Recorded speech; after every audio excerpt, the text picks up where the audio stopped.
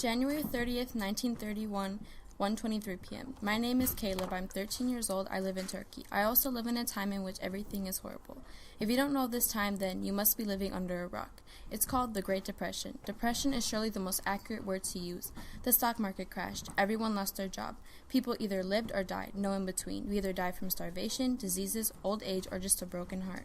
You're probably thinking, this kid is 13. How does he know all this? My dad told me he wanted to make sure that I knew what was happening rather than be oblivious to the fact that the whole world was suffering. We all have very little food. I'm always hungry even after I eat.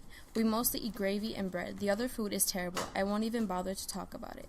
It makes my stomach turn. My little sister, Maria, doesn't know what is happening. I would tell her, but she's too young to understand.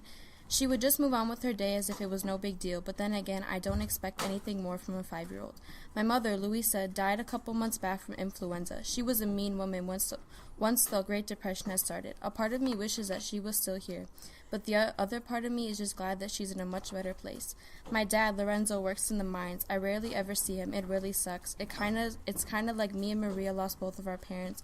We're all each other has. My mother used to plant food. It was her favorite hobby before she got ill. Unfortunately, it hasn't rained in a couple of months. Nothing will grow at all. It's so frustrating. All I want is to give my little sister the life she deserves, a healthy and happy life, but no matter how hard I try, I can't give that to her.